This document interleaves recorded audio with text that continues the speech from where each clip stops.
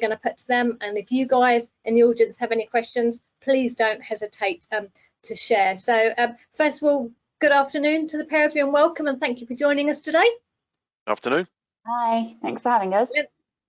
That's absolutely my pleasure, and good, all the microphones are working, which is fabulous. So I think probably we'll just kick off straight into questions, if that's all right for you guys. Perfect. Let's see, I'll start with maybe Paige first, if that's all right. So I'll start with a question for Paige. So what would you say that you're most proud of at AirIT? What do you think you do really well? Wow. So obviously, I suppose for anybody working in a business that they enjoy working in, it'd be easy to say everything. And there's a lot of things that, you know, I think we definitely do very well and that we really work hard on. But I think I've kind of thought of a couple of specifics that I'd like to touch on. So first one, quite important one, employee satisfaction. So obviously, I was watching that last presentation there, and there's a lot of comments in there as well about employee experience. And everything really around how important our employees are. And that is certainly something that we also do very much at AirIT. So we do a lot of work around every stage of our employee sort of life cycle. So the way that we onboard them, the way we interview them to start with, the way we then onboard them into our business, making sure they're a right cultural fit is something that is really important to us, and that they understand our values and where we're trying to get to as a business. And then once they're within us as a business, it's about making sure that they really are sort of living those values and getting the most out of their experience with us at AirIT. So we really strive to make sure that we are working on reward and recognition a lot. So any way that we can, we use a lot of different tools and systems out there which actually do very intelligent reward and recognition. Systems that actually link the reward and recognition through to our customer satisfaction as well. So we're able to give actual sort of reward based on positive satisfaction responses, and then give our employees actual, you know, benefits off of those, whether that's, you know, small prizes or bonuses or whatever it is that they would prefer, to be honest. Something that we do a lot of as well is our sort of whole training piece. So we're constantly trying to develop those people. I mean, as sort of other people have probably alluded to today, one of the biggest things to sort of work on to make sure you keep your employees happy is that you're giving them a career path, and that they know that there's direction within the business, and something where they're joining a business where they can actually move forward, and they're not just going to stay stagnant in one role forever, and giving them those training opportunities to do that. And something as well, in recent years, we've now become the AirIT group.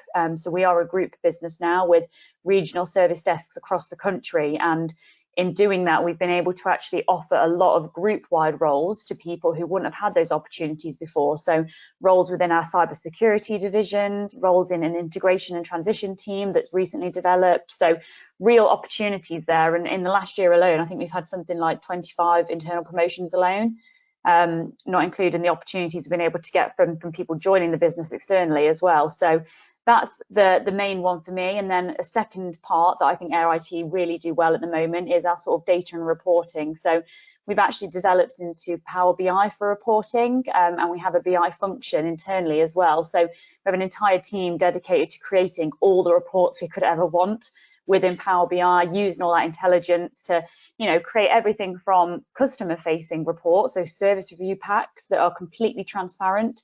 We show our clients these reports and they get access to an online portal to view them 24/7, 365, all completely transparent data in there. And then also all of our internal KPIs, so like our service desk metrics, SLAs, and everything like that, really. So yeah, that's two very different areas, I suppose, and I could definitely select some more things to discuss, but I think at the moment with where we are as a business and some of the things that we've worked on in the last couple of years, that they are two really big focuses for us, especially the employee satisfaction piece. Thank you, that's really good. And Chris, perhaps maybe this question over to you, if that's all right. So you know, Paige has just talked about kind of employee satisfaction. We've heard a lot about, you know, employee satisfaction today and how that links through to customer satisfaction.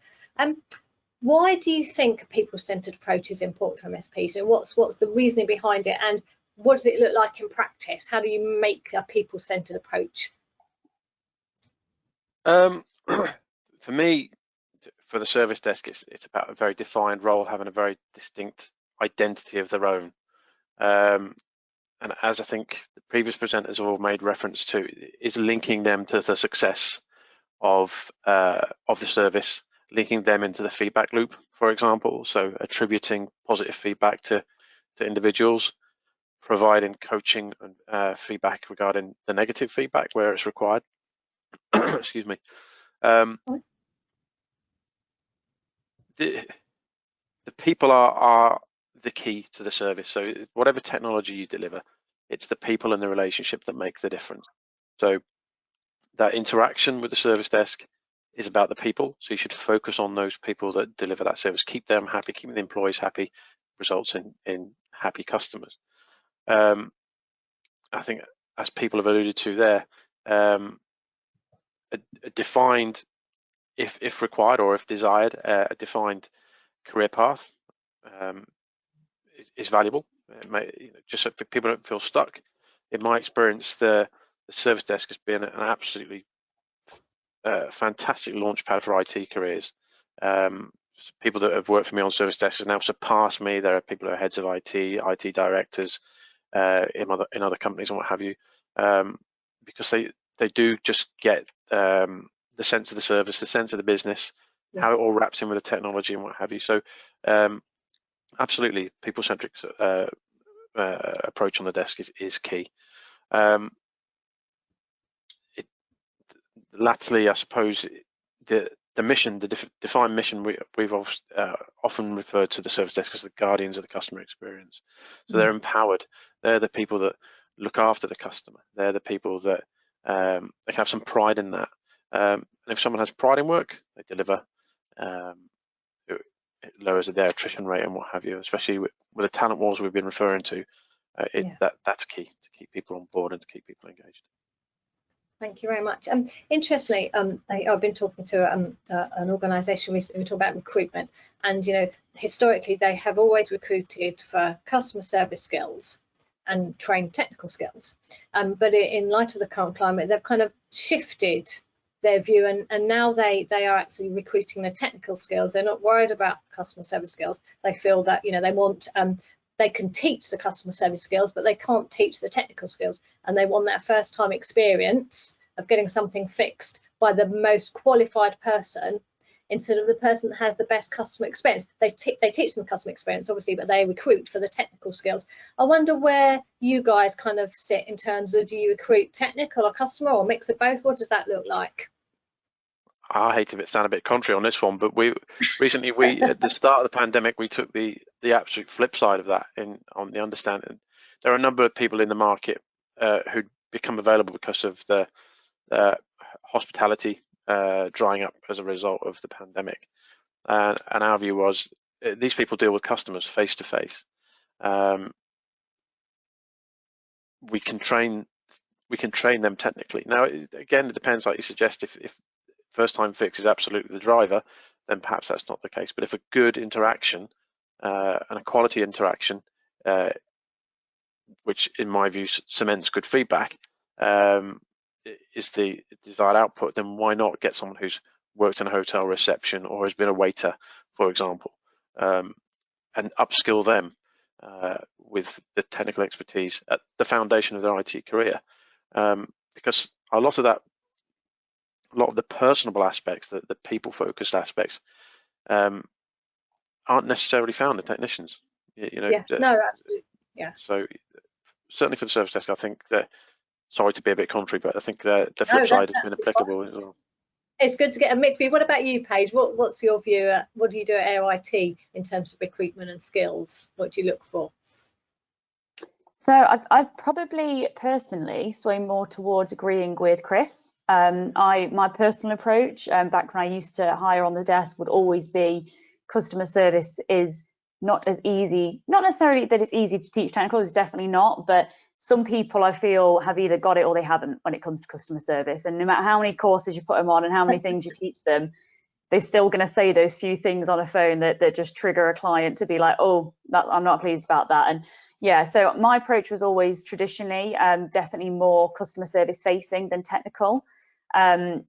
However, as AirIT's expanded it sort of specifically to us and the kind of types of issues we're starting to see, types of calls we're getting from clients, we do need a strong first line, and that's become very obvious to us. We we very much struggle to hire people who are very customer service focused and are going to take that time to get super technical, because we do get some slightly bad feedback if we're not getting those first time fixes in there, and we tend to see that that's what clients want more. They want the ideal, don't they? They want the best of both. And to be honest, that's what we try and get. So we are very strict in our interview process to make sure that the interview involves a technical test, that they have to hit a certain criteria of passes on if they are to be accepted in the role, and also a lot of customer service related competency type questions there. So we do look for the ideal mix. I'm sure that's the sort of really neutral answer, isn't it?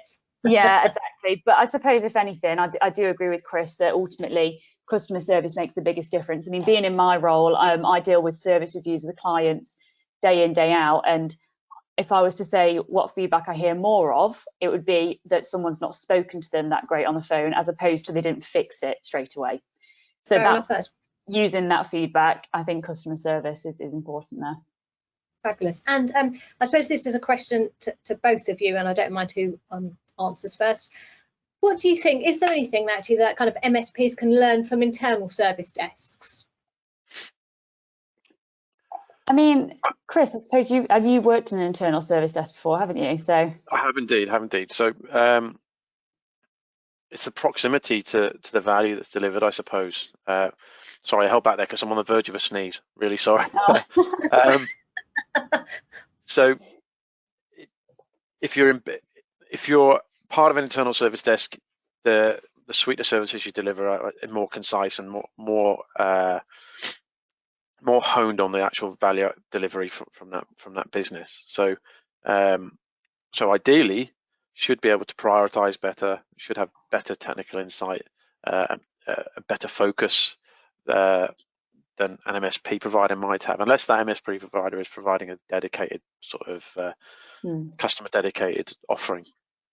In my experience, we've tried to develop that internal view on an MSP desk, but that's a challenge. Sorry, Paige. No, I was actually just about to say, it sounds like we're going down the same path anyway. I was going to say that sounds sensible. Is there something we could learn? Because as a challenge in an MSP, you know, we support within our Nottingham service desk alone somewhere around 150 managed support clients, and expecting a first line engineer to know 150 clients well enough, it's difficult. Whereas obviously an internal desk, you're supporting one client, aren't you? And you're going to know them inside out, which is bound to deliver an excellent service in that aspect. Because again, some feedback I hear from clients can sometimes be, I'm not sure if the desk know us that well. I don't know if they really know that you know what they're supporting, what we have in place. And it's all there, it's all documented, but there is obviously a delay, isn't there, in getting that information when you've got to search for it. Yeah. We've got around that, or attempted to get around that on a number of occasions, where depending on the size of the desk, the size of the customer base, the importance to certain customers, is we nominate a customer champion on the desk. So they may not be around all the time, but they will be the person to tap on the shoulder that has that specific customer insight, and that's a development opportunity for desk agents as well to put their arms around a specific customer, to understand the personalities, the services, the technology, and what have you. And that can rotate, but it's like a mini service desk in a person, if that makes sense. Yeah, no, I definitely agree. Brilliant. I've just had a question, and actually while you were chatting there, somebody's just said completely agree with Chris, so well done. I'm not sure at what point I completely agree with that, most of it by the sounds of it, so fabulous. And then a question here is, how do you balance between being customer centric whilst avoiding an escalative culture with hundreds of unused processes dependent on product and customer, I think. So I think that's probably the balance of being able to empower your teams to support the needs of your customers without being bound by the processes, and how do you avoid all those escalations, I think that question is asking.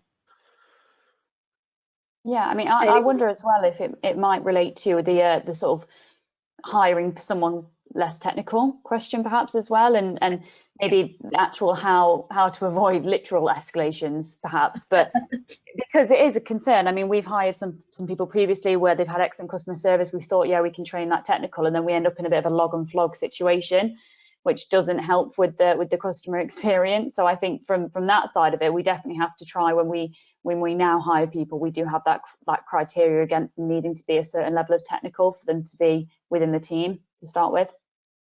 Fabulous. And I think probably the last question to kind of wrap up this session, which I'll ask to both of you, is what do you think MSPs do well that internal service desks could consider doing, or should consider doing more or less of, perhaps? Is that one of you, Paige? Yeah, I'll go. So, yeah, definitely. I mean, I think obviously I personally have never actually worked for an internal desk, so this is just from my understanding. Obviously I know roughly how they would work, and I think, in my opinion, something that they could probably learn from an MSP is how we treat our customers as customers. So obviously an internal service desk is within the business, and I'm sure they're all still trained to treat it as they are your customer coming in, but ultimately they're your colleagues.